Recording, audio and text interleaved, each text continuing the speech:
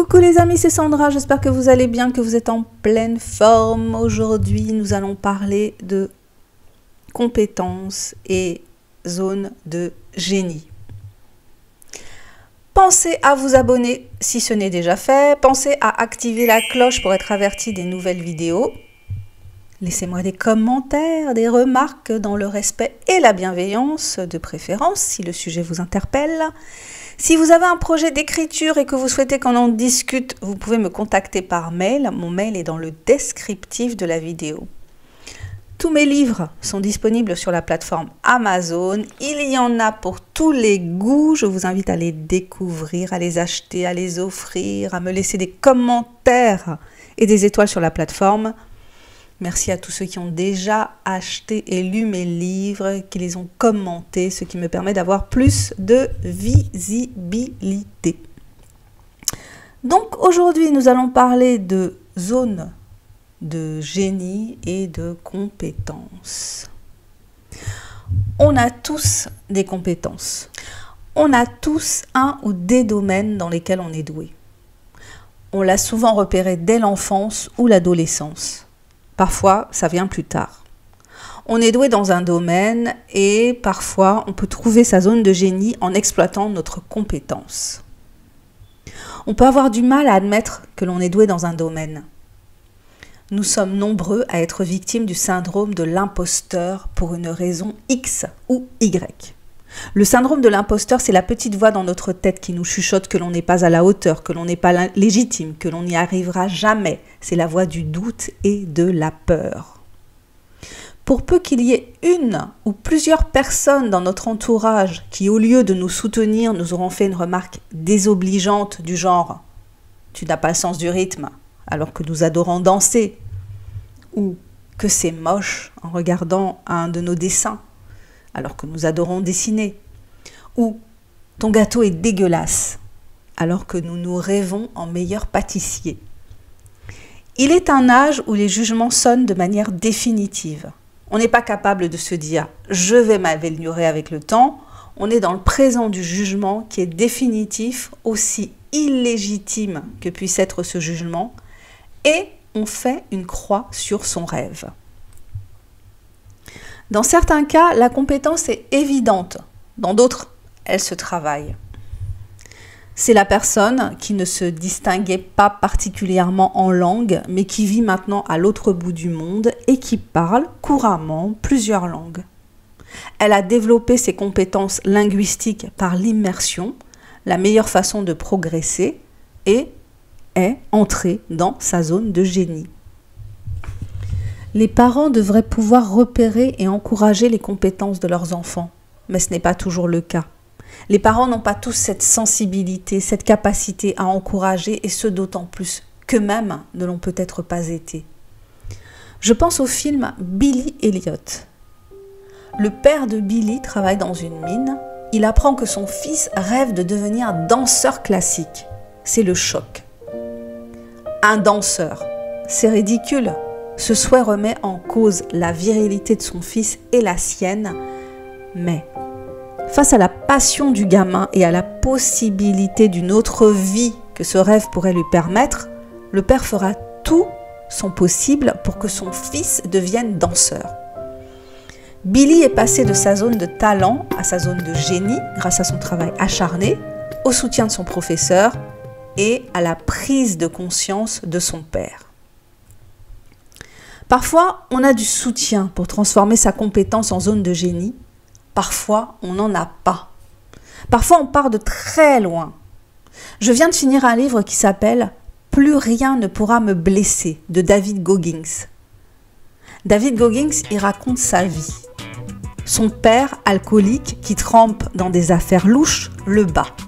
Il bat aussi son frère et sa mère et les oblige à travailler pour lui dans une patinoire qui fait boîte de nuit. On est dans les années 80. Les enfants n'ont le droit de se coucher que lorsqu'ils ont accompli leur tâche et David est trop épuisé pour suivre ses cours correctement.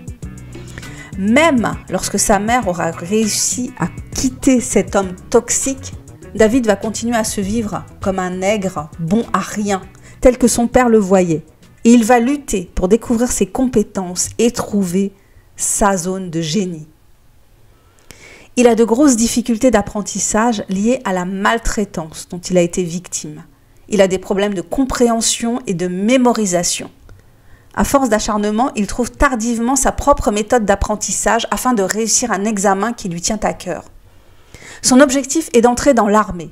Il apprend à s'encourager, à être son meilleur et son pire coach, car il ne se fait jamais de cadeaux. Il va investir sa zone de génie en se défiant de façon souvent folle. Il réussit à entrer dans l'armée américaine et n'aura de cesse de se dépasser physiquement et mentalement.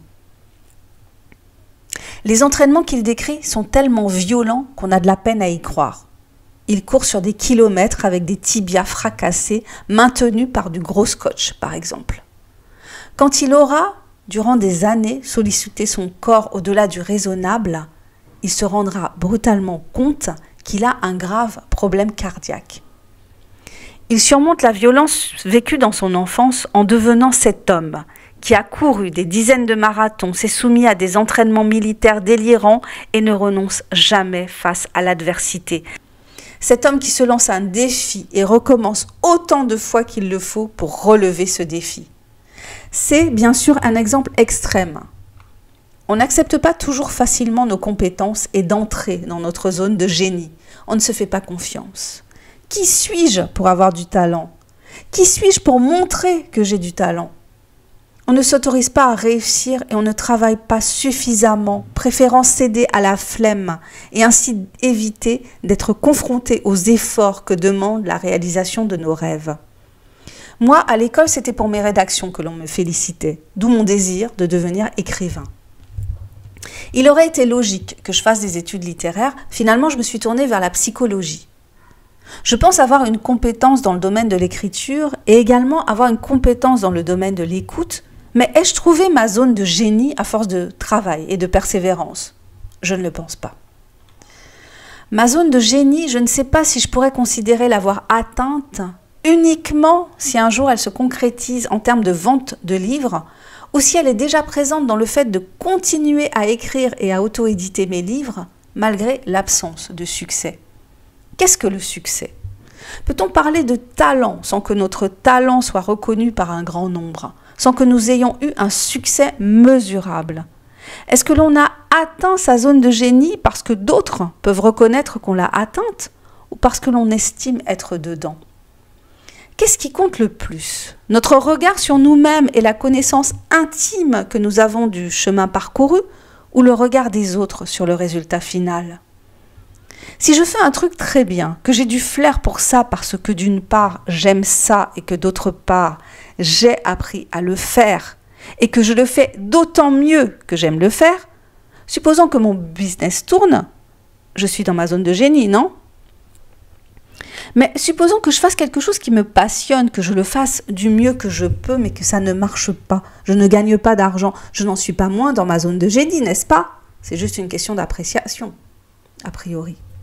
Nous avons tous autour de nous des personnes compétentes et qui sont entrées dans leur zone de génie. Des gens que nous admirons pour leur talent et leur travail parfois acharné.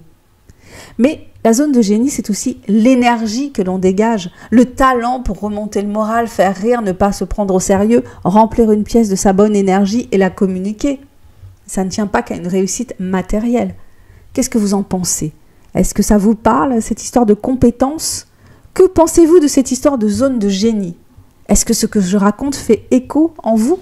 Je vous remercie de votre passage sur ma chaîne. J'espère que le sujet de la vidéo vous a intéressé. Pensez à vous abonner et à activer la cloche. Laissez-moi des commentaires. C'est toujours sympa d'avoir un retour.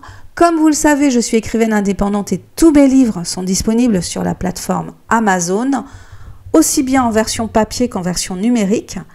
Tous les liens pour découvrir mes livres sont juste en dessous de cette vidéo. Si vous avez un projet d'écriture et que vous souhaitez en discuter, contactez-moi par mail. Je vous dis à bientôt pour le prochain partage. Prenez soin de vous et de votre mental. Bisous, bye bye.